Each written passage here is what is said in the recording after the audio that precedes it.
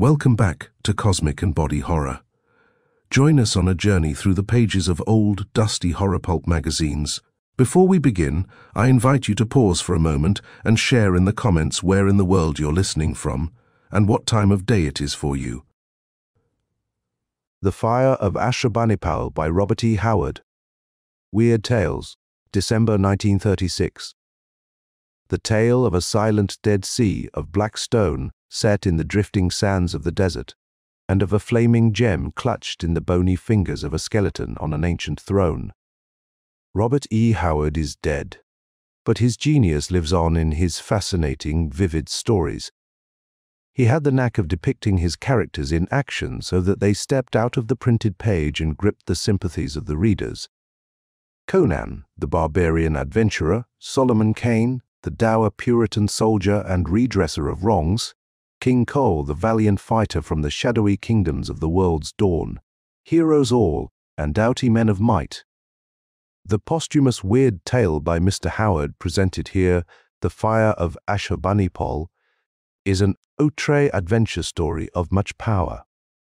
We commend it to you. Yar Ali squinted carefully down the blue barrel of his Lee Enfield, called devoutly on Allah, and sent a bullet through the brain of a flying rider. Allahu Akbar! The big Afghan shouted in glee, waving his weapon above his head. God is great! By Allah Sahib, I have sent another one of the dogs to hell. His companion peered cautiously over the rim of the sandpit they had scooped with their hands. He was a lean and wiry American, Steve Clarney by name. Good work, old horse, said this person. 4 left. Look, they're drawing off. The white-robed horsemen were indeed reining away, clustering together just out of accurate rifle range, as if in council. There had been 7 when they had first swooped down on the comrades, but the fire from the 2 rifles in the sandpit had been deadly. Look, Sahib, they abandoned the fray.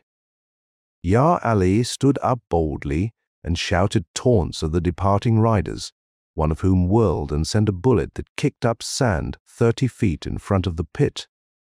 They shoot like the sons of dogs, said Yar Ali in complacent self-esteem. By Allah, did you see that rogue plunge from his saddle as my lead went home up, Sahib? Let us run after them and cut them down. Paying no attention to this outrageous proposal, for he knew it was but one of the gestures Afghan nature continually demands, Steve rose, dusted off his breeches, and gazing after the riders, now white specks far out on the desert, said musingly, Those fellows ride as if they had some set purpose in mind, not a bit like men running from a licking.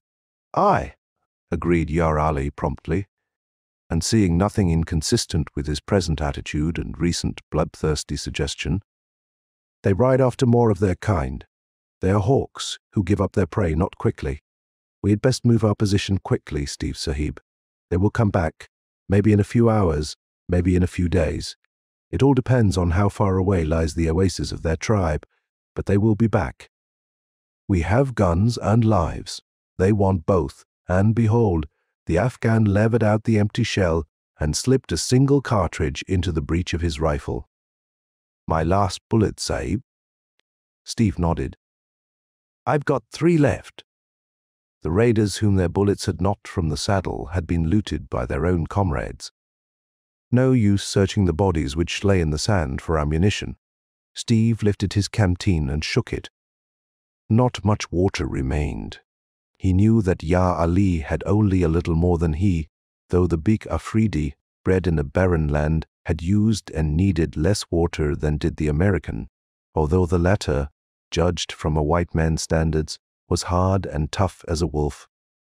As Steve unscrewed the canteen cap and drank very sparingly, he mentally reviewed the chain of events that had led them to their present position. Wanderers, soldiers of fortune, thrown together by chance and attracted to each other by mutual admiration. He and Yar Ali had wandered from India up through Turkestan and down through Persia, an oddly assorted but highly capable pair. Driven by the restless urge of inherent wanderlust, their avowed purpose, which they swore to and sometimes believed themselves, was the accumulation of some vague and undiscovered treasure, some pot of gold at the foot of some yet unborn rainbow. Then in ancient Shiraz they had heard of the fire of Asshurbanipal from the lips of an ancient Persian trader who only half believed what he repeated to them. They heard the tale that he in turn had heard from the babbling lips of delirium in his distant youth.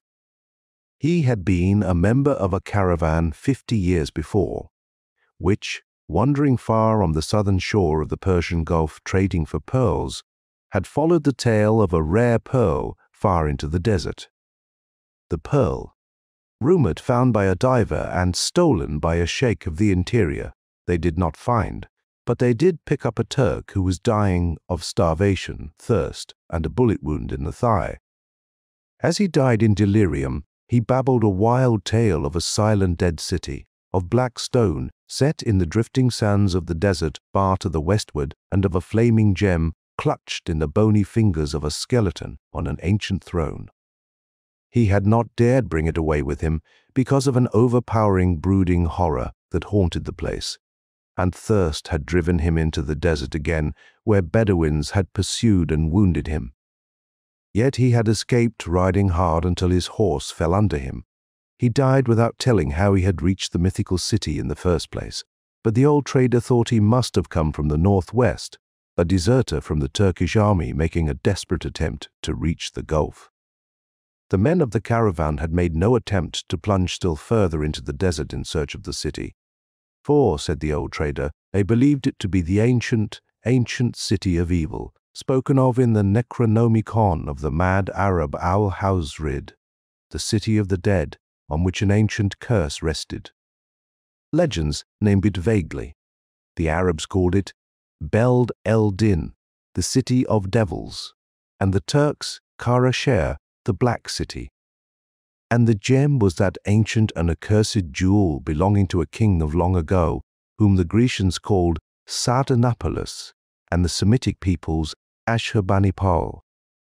Steve had been fascinated by the tale, admitting to himself that it was doubtless one of the 10,000 cock and bull myths mooted about the East. Still, there was a possibility that he and Yar Ali had stumbled onto a trace of that pot of rainbow gold for which they searched. And Yar Ali had heard hints before of a silent city of the sands. Tales had followed the eastbound caravans over the high Persian uplands and across the sands of Turkestan. Into the mountain country, and, beyond vague tales, whispers of a black city of the jinn, deep in the hazes of a haunted desert. So, following the trail of the legend, the companions had come from Shiraz to a village on the Arabian shore of the Persian Gulf, and there had heard more from an old man who had been a pearl diver in his youth. The loquacity of age was on him, and he told tales repeated to him by wandering tribesmen who had them in turn from the wild nomads of the deep interior. And again Steve and Yar Ali heard of the still black city with giant beasts carved of stone, and the skeleton sultan who held the blazing gem. And so, mentally swearing at himself for a fool, Steve had made the plunge, and Yar Ali, secure in the knowledge that all things lay on the lap of Allah, had come with him. Their scanty supply of money had been just sufficient to provide riding camels and provisions for a bold flying invasion of the unknown. Their only chart had been the vague rumors that placed the supposed location of Karasher. There had been days of hard travel, pushing the beasts and conserving water and food. Then, deep in the desert they invaded, they had encountered a blinding sand wind in which they had lost the camels. After that came long miles of staggering through the sands, battered by a flaming sun, subsisting on rapidly dwindling water from their canteens and food Yar Ali had in a pouch. No thought of finding the mythical city now. They pushed on blindly in hope of stumbling upon a spring. They knew that behind them no oases lay within a distance they could hope to cover on foot. It was a desperate chance, but their only one. Then white-clad hawks had swooped down on them out of the haze of the skyline, and from a shallow and hastily scooped trench, the adventurers had exchanged shots with the wild riders who circled them at top speed. The bullets of the Bedouins had skipped through their makeshift fortifications, knocking dust into their eyes and flicking bits of cloth from their garments. But by good chance, neither had been hit. "Their one bit of luck," reflected Pliny, as he cursed himself for a fool. What a mad venture it had been, anyway. To think that two men could so dare the desert and live, much less wrest from its abysmal bosom the secrets of the ages. And that crazy tale of a skeleton hand gripping a flaming jewel in a dead city. Bosh, what utter rot. He must have been crazy himself to credit it, the American decided, with the clarity of view that suffering and danger bring. "Well, old horse," said Steve, lifting his rifle, "let's get going. It's a toss-up if we die of thirst or get sniped off by the Desert Brothers. Anyway, we're doing no good here." "God gives," agreed Yar Ali cheerfully. "The sun sinks westward. Soon the coolness of night will be upon us. Perhaps we shall find water yet, Sahib. Look, the terrain changes to the south." Killarney shaded his eyes against the dying sun. Beyond a level, barren expanse of several miles' width, the land did indeed become more broken. Aborted hills were in evidence. The American slung his rifle over his arm and sighed. "Heave ahead, we're food for the buzzards anyhow." The sun sank and the moon rose, flooding the desert with weird silver light. Drifted sand glimmered in long ripples, as if a sea had suddenly been frozen into immobility. Steve, parched fiercely by a thirst he dared not fully quench, cursed beneath his breath. The desert was beautiful beneath the moon, with the beauty of a cold marble Lorelei to lure men to destruction. What a mad quest, his weary brain reiterated. The fire of Asshurbanipal retreated into the mazes of unreality with each dragging step. The desert became not merely a material wasteland, but the grey mists of the lost eons in whose depths dreamed sunken things. Killarney stumbled and swore. Was he failing already?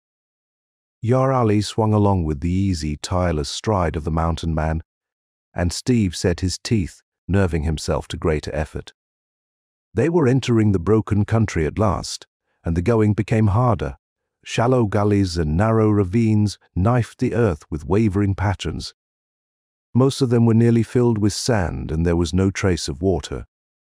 "This country was once oasis country," commented Yar Ali. "Allah knows how many centuries ago the sand took it, as the sand has taken so many cities in Turkestan."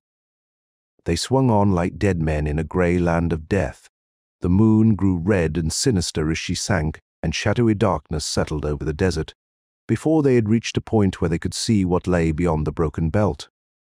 Even the big Afghan's feet began to drag, and Steve kept himself erect, only by a savage effort of will. At last they toiled up a sort of ridge, on the southern side of which the land sloped downward. "We rest," declared Steve. "There is no water in this hellish country." "No use in going on forever. My legs are stiff as gun barrels. I couldn't take another step to save my neck. Here is a kind of stunted cliff, about as high as a man's shoulder, facing south. We'll sleep in the lee of it, and shall we not keep watch, Steve Sahib?" "We don't," answered Steve. "If the Arabs cut our throats while we're asleep, so much the better. We're goners anyhow." With which optimistic observation Killarney lay down stiffly in the deep sand. But Yar Ali stood leaning forward, straining his eyes into the elusive darkness that turned the star-flecked horizons to murky wells of shadow. "Something lies on the skyline to the south," he muttered uneasily. "A hill I cannot tell or even be sure that I see anything at all." "You are seeing mirages already," said Steve irritably. "Lie down and sleep." And so saying, Steve slumbered. The sun in his eyes awoke him. He sat up, yawning, and his first sensation was that of thirst. He lifted his canteen and wet his lips. One drink left. Yar Ali still slept. Steve's eyes wandered over the southern horizon, and he started. He kicked the recumbent Afghan. "Hey, wake up, Ali. I reckon you weren't seeing things after all. There is your hill, and a queer-looking one, too." The Afridi woke as a wild thing wakes, instantly and completely, his hand leaping to his long knife as he glared about for enemies. His gaze followed Steve's pointing fingers, and his eyes widened. "By Allah and by Allah," he swore, "we have come into a land of jinn." "That is no hill, it is a city of stone in the midst of the sands." Steve bounded to his feet like a steel spring released. As he gazed with bated breath, a fierce shout escaped his lips. At his feet, the slope of the ridge ran down into a wide and level expanse of sand that stretched away southward. And far away across those sands, to his straining sight, the hill slowly took shape, like a mirage growing from the drifting sands. He saw great, uneven walls, massive battlements. All about crawled the sands like a living, sensate thing, drifted high about the walls, softening the rugged outlines. No wonder that at first glance the whole had appeared like a hill. "Kara Sher!" Clarny exclaimed fiercely. "Beld el Jinn!" The city of the dead. It wasn't a pipe dream after all. We found it. By heaven, we found it. Come on, let's go. Yar Ali shook his head uncertainly and muttered something about evil jinn under his breath, but he followed.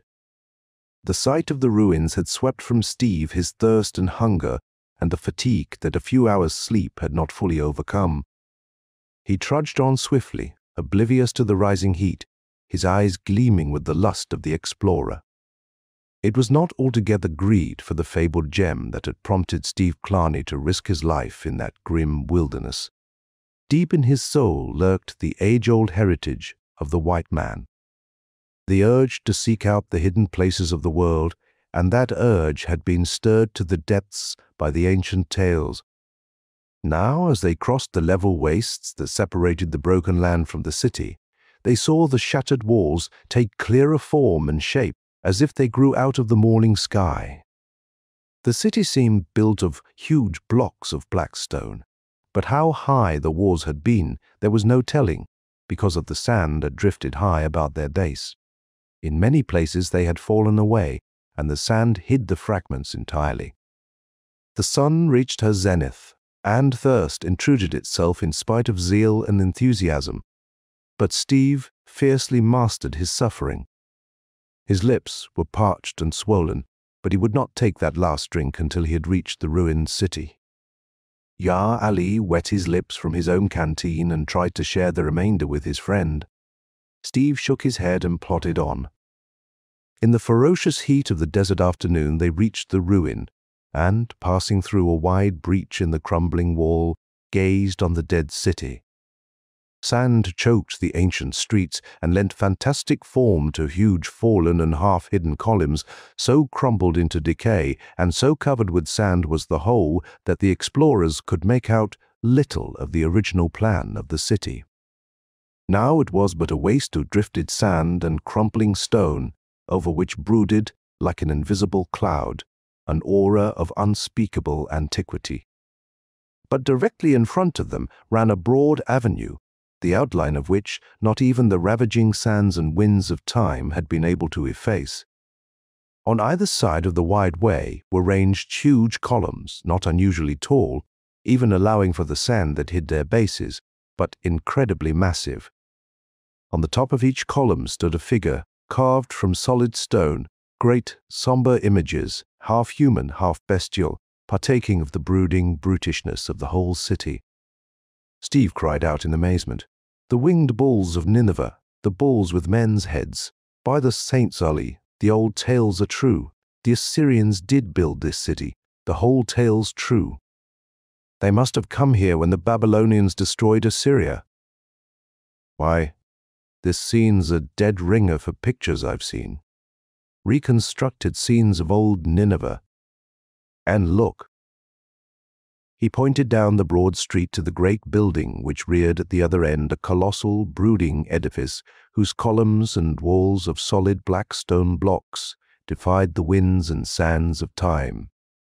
The drifting, obliterating sea washed about its foundations, overflowing into its doorways, but it would require 1,000 years to inundate the whole structure.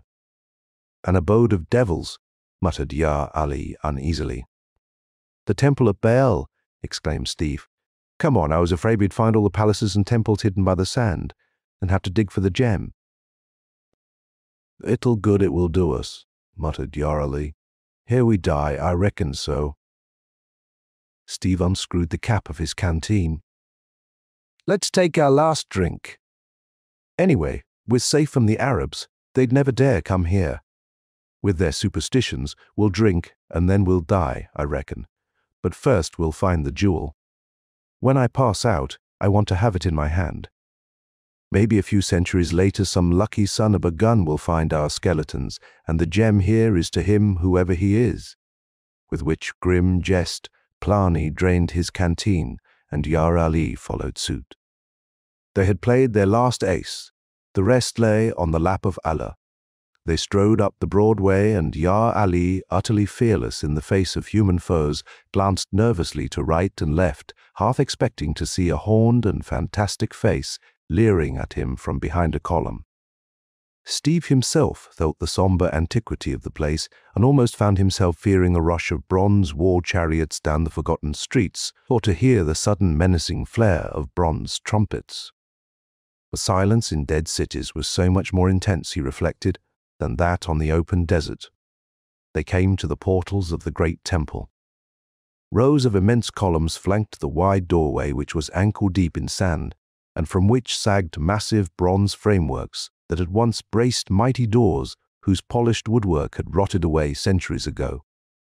They passed into a mighty hall of misty twilight, whose shadowy stone roof was upheld by columns like the trunks of forest trees. The whole effect of the architecture was one of awesome magnitude and sullen, breathtaking splendor, like a temple built by somber giants for the abode of dark gods.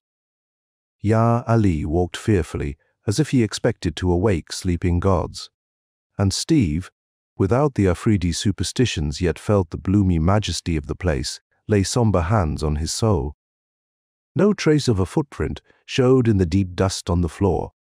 Half a century had passed since the affrighted and devil-ridden Turk had fled these silent halls. As for the Bedouins, it was easy to see why those superstitious sons of the desert shunned this haunted city, and haunted it was, not by actual ghosts, perhaps, but by the shadows of lost splendors. As they trod the sands of the hall, which seemed endless, Steve pondered many questions. How did these fugitives from the wrath of frenzied rebels build this city? How did they pass through the country of their foes? For Babylonia lay between Assyria and the Arabian desert. Yet there had been no other place for them to go. Westward lay Syria and the sea, and north and east swarmed the dangerous Medes, those fierce Aryans whose aid had stiffened the arm of Babylon to smite her foe to the dust. Possibly, thought Steve, Kara-Sher, whatever its name had been in those dim days, had been built as an outpost border city before the fall of the Assyrian Empire, whither survivals of that overthrow fled. At any rate, it was possible that Kara-Sher had outlasted Nineveh by some centuries. A strange hermit city, no doubt, cut off from the rest of the world. Surely, as Ya Ali had said, this was once fertile country watered by oases, and doubtless in the broken country they had passed over the night before, there had been quarries that furnished the stone for the building of the city. Then what caused its downfall? Did the encroachment of the sands and the filling up of the springs cause the people to abandon it? Or was Kara-Sher a city of silence before the sands crept over the walls? Did the downfall come from within or without? Did civil war blot out the inhabitants, or were they slaughtered by some powerful foe from the desert? Plani shook his head in baffled chagrin. The answers to those questions were lost in the maze of forgotten ages. Allahu Akbar say. They had traversed the great shadowy hall, and at its further end they came upon a hideous black stone altar, behind which loomed an ancient god, bestial and horrific. Steve shrugged his shoulders as he recognized the monstrous aspect of the image. Aye, that was Beale, on which black altar, in other ages, many a screaming, writhing, naked victim had offered up its naked soul. The idol embodied in its utter, abysmal, and sullen bestiality the whole soul of this demoniac city. Surely, thought Steve, the builders of Nineveh and Karasher were cast in another mold from the people of today. Their art and culture were too ponderous, too grimly barren of the lighter aspects of humanity to be wholly human, as modern man understands humanity. Their architecture was repellent, of high skill yet so massive, sullen and brutish in effect, as to be almost beyond the comprehension of moderns. The adventurers passed through a narrow door which opened in the end of the hall close to the idol and came into a series of wide, dim, dusty chambers, connected by column-flanked corridors. Along these they strode in the grey, ghostly light and came at last to a wide stair whose massive stone steps led upward and vanished in the gloom. "Here Yar Ali halted. We have dared much, Sahib," he muttered. "Is it wise to dare more?" Steve, aquiver with eagerness, yet understood the Afghan's mind. "You mean we shouldn't go up those stairs? They have an evil look. To what chambers of silence and horror may they lead? When jinn haunt deserted buildings, they lurk in the upper chambers. At any moment a demon may bite off our heads." "We're dead men anyhow," grunted Steve. "But I tell you, you go on back through the hall and watch for the Arabs while I go upstairs." "Watch for a wind on the horizon," responded the Afghan gloomily, shifting his rifle and loosening his long knife in its scabbard. "No Bedouin comes here. Lead on, Sahib. Thou'rt mad after the manner of all Franks, but I would not leave thee to face the jinn alone." So the companions mounted the massive stairs, their feet sinking deep into the accumulated dust of centuries at each step. Up and up they went to an incredible height, until the depths below merged into a vague gloom. "We walk blind to our doom, Sahib," muttered Yar Ali. "Allah, Ilallah, and Muhammad is his prophet. Nevertheless, I feel the presence of slumbering evil, and never again shall I hear the wind blowing up the Khyber Pass." Steve made no reply. He did not like the breathless silence that brooded over the ancient temple, nor the grisly grey light that filtered from some hidden source. Now above them the gloom lightened somewhat, and they emerged into a vast circular chamber, greyly illumined by light that filtered in through the high pierced ceiling. But another radiance lent itself to the illumination. A cry burst from Steve's lips, echoed by Yar Ali standing. On the top step of the broad stone stair they looked directly across the broad chamber with its dust-covered heavy tile floor and bare black stone walls. From about the center of the chamber, massive steps led up to a stone dais, and on this dais stood a marble throne. About this throne glowed and shimmered an uncanny light, and the awe-struck adventurers gasped as they saw its source.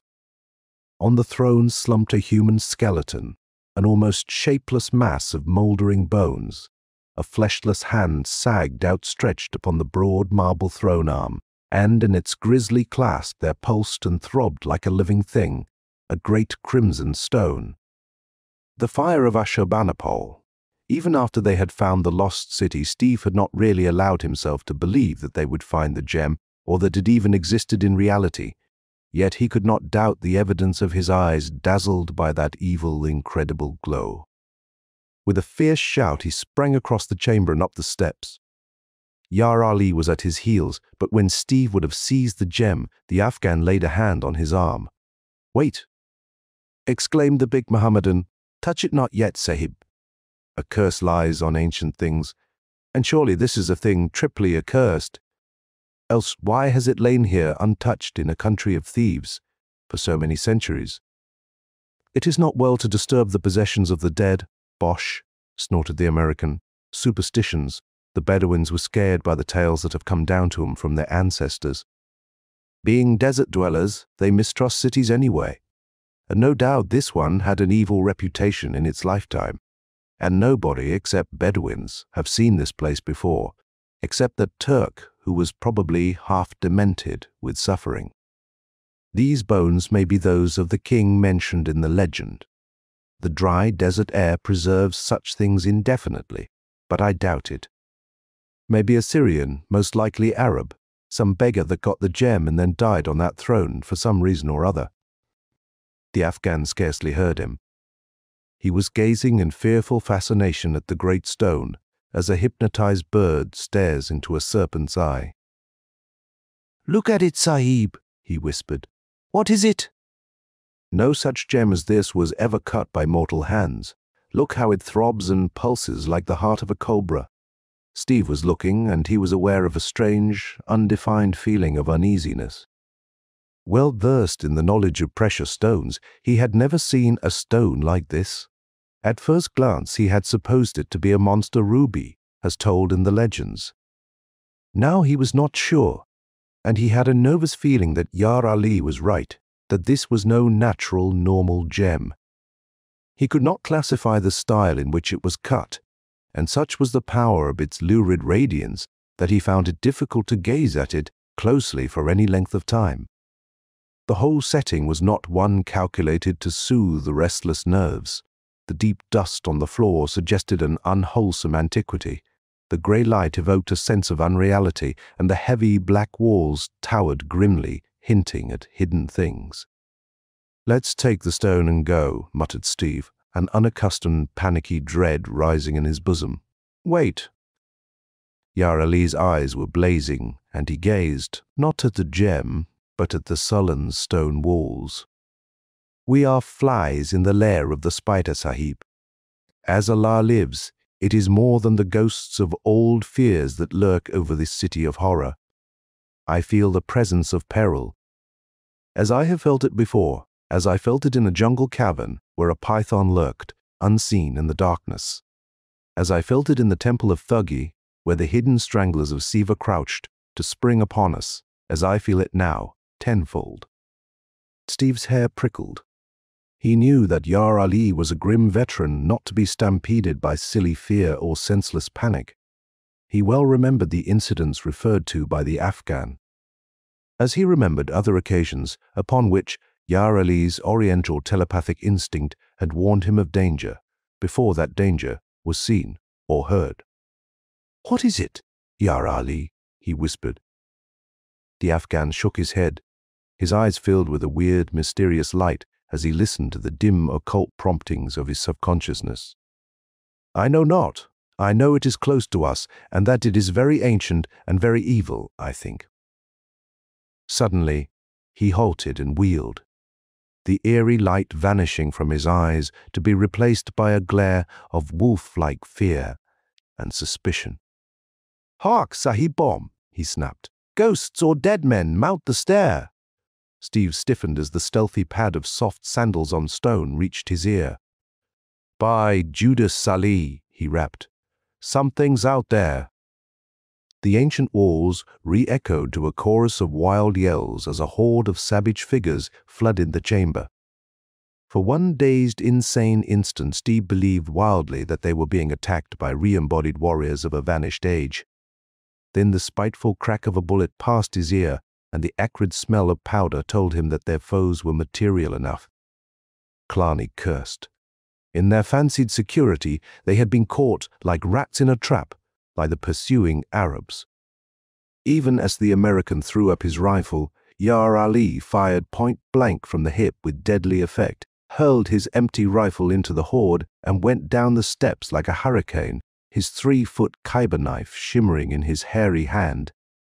Into his gusto for battle went real relief that his foes were human. A bullet ripped the turban from his head, but an Arab went down with a split skull beneath the hillman's first shearing stroke. A tall Bedouin clapped his gun muzzle to the Afghan's side, but before he could pull the trigger, Killarney's bullet scattered his brains. The very number of the attackers hindered their onslaught on the big Afridi, whose tigerish quickness made shooting as dangerous to themselves as to him. The bulk of them swarmed about him, striking with scimitar and rifle stock, while others charged up the steps after Steve. At that range, there was no missing. The American simply thrust his rifle muzzle into a bearded face and blasted it into a ghastly ruin. The others came on screaming like panthers, and now, as he prepared to expend his last cartridge, Clanny saw two things in one flashing instant. A wild warrior who, with froth on his beard and a heavy scimitar uplifted, was almost upon him, and another who knelt on the floor drawing a careful bead on the plunging Ya Ali. Steve made an instant choice and fired over the shoulder of the charging swordsman, killing the rifleman and voluntarily offering his own life for his friends, for the scimitar was swinging at his own head. But even as the Arab swung grunting with the force of the blow, his sandaled foot slipped on the marble steps, and the curved blade, veering erratically from its arc, clashed on Steve's rifle barrel. In an instant, the American clubbed his rifle, and as the Bedouin recovered his balance and again heaved up the scimitar, Clanny struck with all his rangy power, and stock and skull shattered together. Then a heavy ball smacked into his shoulder, sickening him with the shock. As he staggered dizzily, a Bedouin whipped a turban cloth about his feet and jerked viciously. Clanny pitched headlong down the steps to strike with stunning force. A gun stock in a brown hand went up to dash out his brains, but an imperious command halted the blow. "Slay him not, but bind him hand and foot." As Steve struggled dazedly against many gripping hands, it seemed to him that somewhere he had heard that imperious voice before. The American's downfall had occurred in a matter of seconds. Even as Steve's second shot had cracked, Yar Ali had half severed a raider's arm and himself received a numbing blow from a rifle stock on his left shoulder. His sheepskin coat, worn despite the desert heat, saved his hide from half a dozen slashing knives. A rifle was discharged so close to his face that the powder burnt him fiercely, bringing a bloodthirsty yell from the maddened Afghan. As Yar Ali swung up his dripping blade, the rifleman, ashy-faced, lifted his rifle above his head in both hands to parry the downward blow, whereat the Afridi, with a yelp of ferocious exultation, shifted as a jungle cat strikes and plunged his long knife into the Arab's belly. But at that instant, a rifle stock, swung with all the hearty ill will its wielder could evoke, crashed against the giant's head, laying open the scalp and dashing him to his knees. With the dogged and silent ferocity of his breed, Yar Ali staggered blindly up again, slashing at foes he could scarcely see. But a storm of blows battered him down again, nor did his attackers cease beating him until he lay still. They would have finished him in short order then, but for another peremptory order from their chief, whereupon they bound the senseless knife man and flung him down alongside Steve, who was fully conscious and aware of the savage hurt of the bullet in his shoulder. He glared up at the tall Arab who stood looking down at him. "Well, Sahib," said this one, and Steve saw he was no Bedouin. "Do you not remember me?" Steve scowled. "A bullet wound is no aid to concentration." "You look familiar." "By Judas, you are Nuruddin al-Mekru." "I am honored. The Sahib remembers," Nuruddin salaamed mockingly. "And you remember, no doubt, the occasion on which you made me a present of this." The dark eyes shadowed with bitter menace, and the sheikh indicated a thin white scar on the angle of his jaw. "I remember," snarled Clanny, whom pain and anger did not tend to make docile. "It was in Somaliland years ago. You were in the slave trade then. A wretch of a black man escaped from you and took refuge with me. You walked into my camp one night in your high-handed way, started a row, and in the ensuing scrap you got a butcher knife across your face. I wish I'd cut your lousy throat." "You had your chance," answered the Arab. "Now the tables are turned. I thought your stamping ground lay west," growled Clanny. "Women in the Somali country." "I quit the slave trade long ago," answered the sheikh. "It is an outworn game. I led a band of thieves in Yemen for a time. Then again I was forced to change my location. I came here with a few faithful followers, and by Allah, those wild men nearly slit my throat at first. But I overcame their suspicions, and now I lead more men than have followed me in years. They whom you fought off yesterday were my men, scouts I had sent out ahead. My oasis lies far to the west. We have ridden for many days, for I was on my way to this very city when my scouts rode in and told me of 2 wanderers. I did not alter my course, for I had business first in Beld el Jinn. We rode into the city from the west and saw your tracks in the sand. We followed them, and you were blind buffalo who heard not our coming. Steve snarled. You wouldn't have caught us so easy, only we thought no Bedouin would dare come into Kara Sher. Nureddin nodded. But I am no Bedouin. I have traveled far and seen many lands and many races, and I have read many books. I know that fear is smoke, that the dead are dead, and that jinn and ghosts and curses are mists that the wind blows away. It was because of the tales of the red stone that I came into this forsaken desert, but it has taken months to persuade my men to ride with me here. But I am here. And your presence is a delightful surprise. Doubtless you have guessed why I had you taken alive. I have more elaborate entertainment planned for you, and that Pafan swine. Now I take the fire of Asshurbanipal, and we will go. He turned toward the dais, and one of his men, a bearded, one-eyed giant, exclaimed, Hold, my lord! Ancient evil reigned here before the days of Muhammad. The jinn howl through these halls when the winds blow, and men have seen ghosts dancing on the walls beneath the moon. No man of mortals has dared this black city for 1,000 years, save one half a century ago, who fled shrieking. You have come here from Yemen. You do not know the ancient curse on this foul city, and this evil stone, which pulses like the red heart of Satan. We have followed you here against our judgment, because you have proven yourself a strong man, and have said you hold a charm against all evil beings. You said you but wished to look on this mysterious gem, but now we see it is your intention to take it for yourself. Do not offend the jinn. Nay, Nureddin, do not offend the jinn. Chorused the other Bedouins. The Sheikh's own hard-bitten ruffians, standing in a compact group, somewhat apart from the Bedouins, said nothing. Hardened to crimes and deeds of impiety, they were less affected by the superstitions of the desert men, to whom the dread tale of the accursed city had been repeated for centuries. Steve, even while hating Nureddin with concentrated venom, realized the magnetic power of the man, the innate leadership that had enabled him to overcome thus far the fears and traditions of ages. The curse is laid on infidels who invade the city, answered Nureddin. Not on the faithful. See, in this chamber have we overcome our Kafar foes. A white-bearded desert hawk shook his head. The curse is more ancient than Muhammad, and recks not of race or creed. Evil men reared this black city in the dawn of the beginnings of days. They oppressed our ancestors of the black tents and warred among themselves. Aye, the black walls of this foul city were stained with blood and echoed to the shouts of unholy revel and the whispers of dark intrigues. Thus came the stone to the city.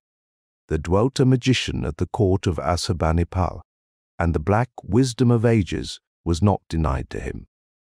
To gain honor and power for himself, he dared the horrors of a nameless vast cavern in a dark, untraveled land, and from those fiend-haunted depths he brought that blazing gem which is carved of the frozen flames of hell.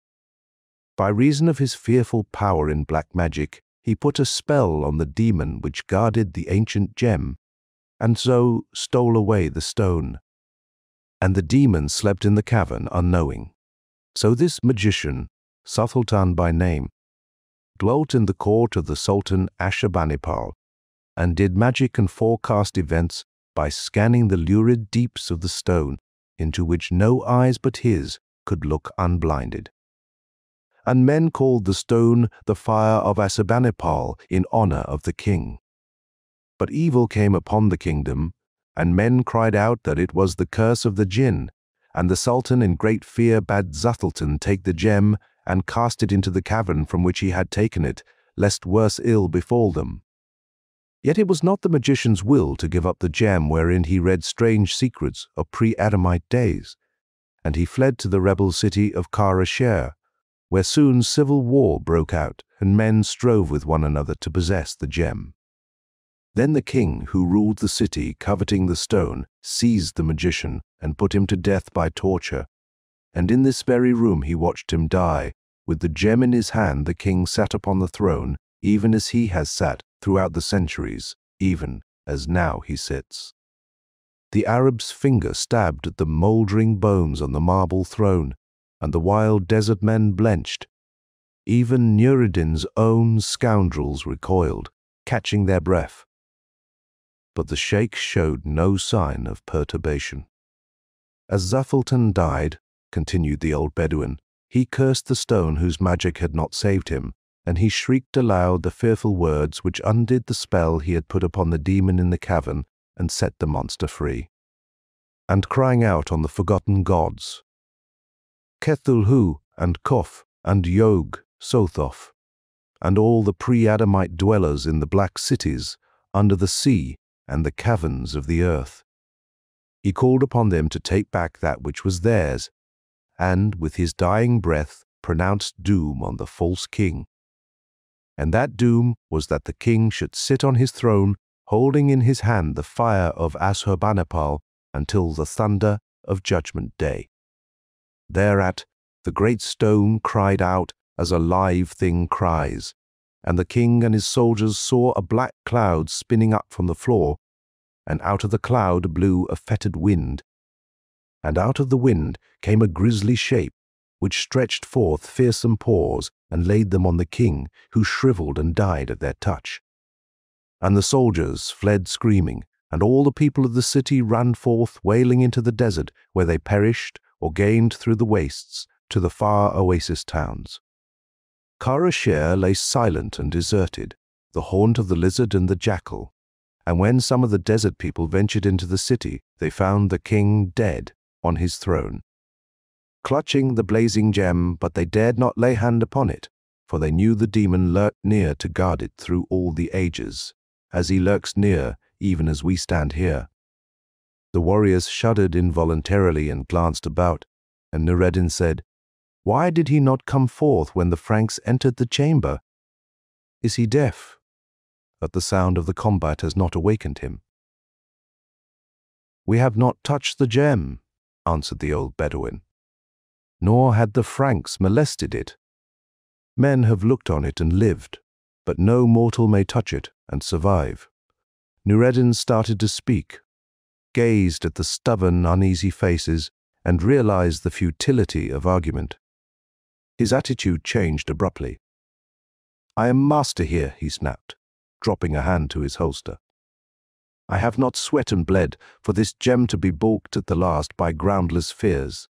Stand back all. Let any man cross me at the peril of his head." He faced them, his eyes blazing, and they fell back, cowed by the force of his ruthless personality. He strode boldly up the marble steps, and the Arabs caught their breath, recoiling toward the door. Yar Ali, conscious at last, groaned dismally.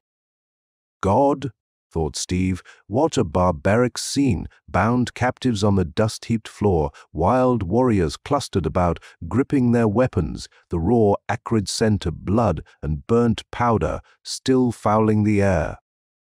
Corpses strewn in a horrid welter of blood, brains, and entrails, and on the dais the hawk-faced sheikh, oblivious to all except the evil crimson glow in the skeleton fingers that rested on the marble throne. A tense silence gripped all as Nureddin stretched forth his hand slowly, as if hypnotized by the throbbing crimson light. And in Steve's subconsciousness there shuddered a dim echo, as of something vast and loathsome waking suddenly from an age-long slumber. The American's eyes moved instinctively toward the grim cyclopean walls. The jewel's glow had altered strangely. It burned a deeper, darker red, angry and menacing. "Heart of all evil," murmured the sheikh, "how many princes died for thee in the beginnings of happenings? Surely the blood of kings throbs in thee, the sultans and the princesses, and the generals who wore thee. They are dust and are forgotten, but thou blazest with majesty undimmed fire of the world." Nureddin seized the stone. A shuddery wail broke from the Arabs, cut through by a sharp, inhuman cry. To Steve it seemed, horribly, that the great jewel had cried out like a living thing. The stone slipped from the sheikh's hand. Nureddin might have dropped it. To Steve it looked as though it leaped convulsively, as a live thing might leap. It rolled from the dais, bounding from step to step with Nureddin springing after it, cursing as his clutching hand missed it. It struck the floor, veered sharply, and, despite the deep dust, rolled like a revolving ball of fire toward the back wall. Nureddin was close upon it. It struck the wall. The sheikh's hand reached for it. A scream of mortal fear ripped the tense silence. Without warning, the solid wall had opened out of the black wall that gaped there. A tentacle shot and gripped the sheikh's body as a python girdles its victim, and jerked him headlong into the darkness. And then the wall showed blank and solid once more. Only from within sounded a hideous, high-pitched, muffled screaming that chilled the blood of the listeners. Howling wordlessly, the Arabs stampeded, jammed in a battling, screeching mass in the doorway, tore through and raced madly down the wide stairs. Steve and Ya Ali, lying helplessly, heard the frenzied clamor of their flight fade away into the distance, and gazed in dumb horror at the grim wall. The shrieks had faded into a more horrific silence. Holding their breath, they heard suddenly a sound that froze the blood in their veins, the soft sliding of metal or stone in a groove. At the same time, the hidden door began to open, and Steve caught a glimmer in the blackness that might have been the glitter of monstrous eyes. He closed his own eyes. He dared not look upon whatever horror slunk from that hideous black well. He knew that there are strains the human brain cannot stand, and every primitive instinct in his soul cried out to him that this thing was nightmare and lunacy. He sensed that Yar Ali likewise closed his eyes, and the two lay like dead. Man Kalani heard no sound, but he sensed the presence of a horrific evil too grisly for human comprehension, of an invader from outer gulfs and far black reaches of cosmic being. A deadly cold pervaded the chamber, and Steve felt the glare of inhuman eyes sear through his closed lids and freeze his consciousness. If he looked, if he opened his eyes, he knew stark black madness would be his instant lot. If he looked, if he opened his eyes, he knew that stark black madness would be his instant lot. He felt a soul-shakingly foul breath against his face and knew that the monster was bending close above him, but he lay like a man frozen in a nightmare. He clung to one thought. Neither he nor Yar Ali had touched the jewel this horror guarded. Then he no longer smelled the foul odor. The coldness in the air grew appreciably less, and he heard again the secret door slide in its groove. The fiend was returning to his hiding place. Not all the legions of hell could have prevented Steve's eyes from opening a trifle.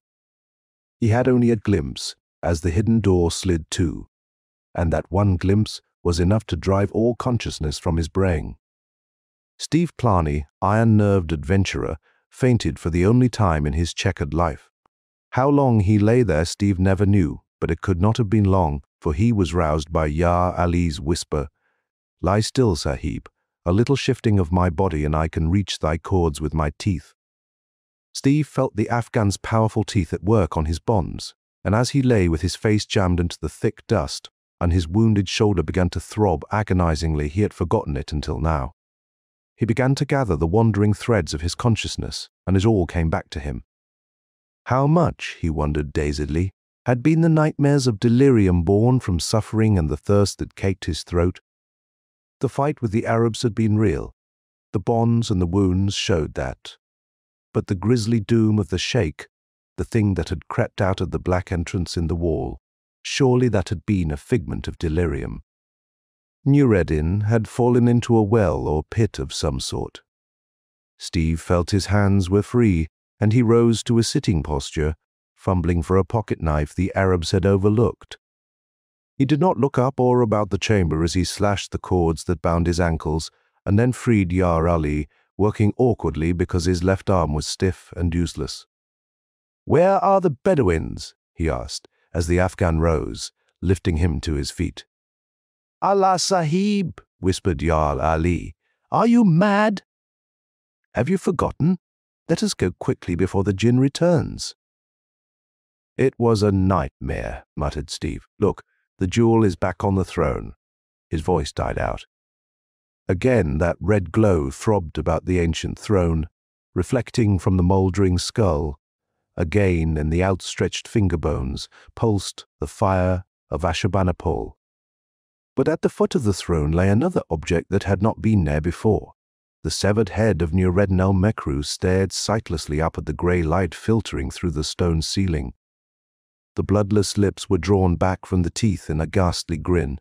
The staring eyes mirrored an intolerable horror. In the thick dust of the floor, 3 spores showed one of the shakes, where he had followed the red jewel as it rolled to the wall, and above it 2 other sets of tracks, coming to the throne and returning to the wall. Vast shapeless tracks, as of splayed feet, taloned and gigantic, neither human nor animal. "My God," choked Steve.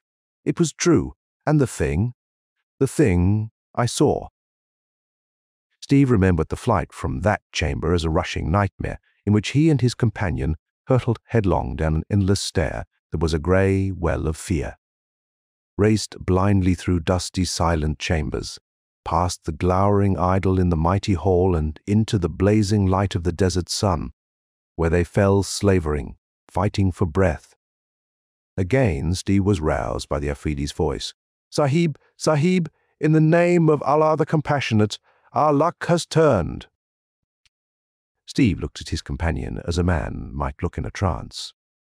The big Afghan's garments were in tatters and blood-soaked. He was stained with dust and caked with blood, and his voice was a croak, but his eyes were alight with hope, and he pointed with a trembling finger. "In the shade of yon ruined wall," he croaked, striving to moisten his blackened lips, "Allah il Allah. The horses of the men we killed, with canteens and fruit pouches at the saddle horns, those dogs fled without halting for the steeds of their comrades." New life surged up into Steve's bosom, and he rose staggering. "Out of here," he mumbled. "Out of here, quick." Like dying men, they stumbled to the horses, tore them loose, and climbed fumblingly into the saddles. "We'll lead the spare mounts," croaked Steve, and Yar Ali nodded emphatic agreement. "Belike we shall need them ere we sight the coast," though their tortured nerves screamed for the water that swung in canteens at the saddle horns. They turned the mounts aside and, swaying in the saddle, rode like flying corpses down the long sandy street of Kara. Sheer between the ruined palaces and the crumbling columns, crossed the fallen wall and swept out into the desert. Not once did either glance back toward that black pile of ancient horror, nor did either speak until the ruins faded into the hazy distance. Then, and only then, did they draw rein and ease their thirst. "Allah il Allah," said Yar Ali piously. "Those dogs have beaten me until it is as though every bone in my body were broken. Dismount, I beg thee, Sahib, and let me probe for that accursed bullet and dress thy shoulder to the best of my meagre ability." While this was going on, Yar Ali spoke, avoiding his friend's eye. "You said, Sahib. You said something about seeing. What saw ye in Allah's name?" A strong shudder shook the American's steely frame.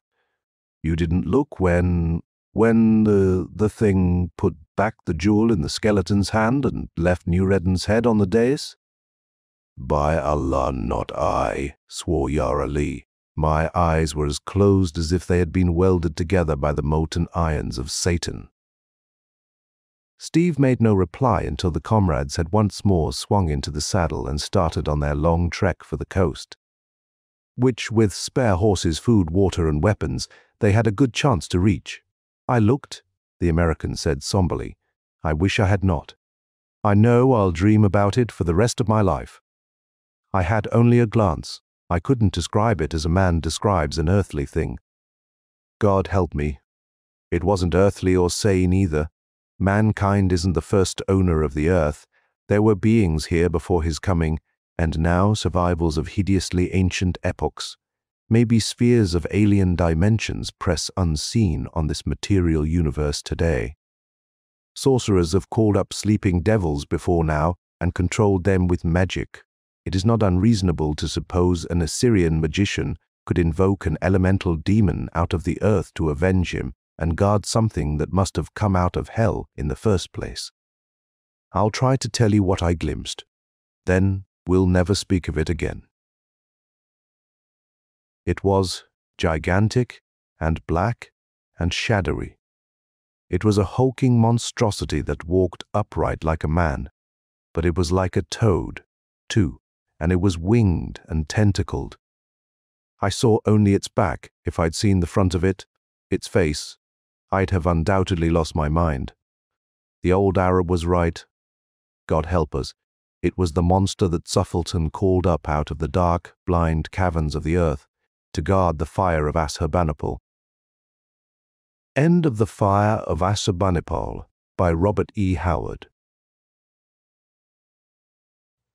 If you found this story interesting, take a moment to support the channel, hit subscribe, click the bell icon so you're notified of new stories, leave a comment, and give the video a thumbs up. Share it on your socials if you think others might enjoy pulp horror. And if you'd like to go a step further in reviving these forgotten horrors, you can click the Super Thanks button below or become a member of the channel. With your support, these dusty old stories may see the light once more.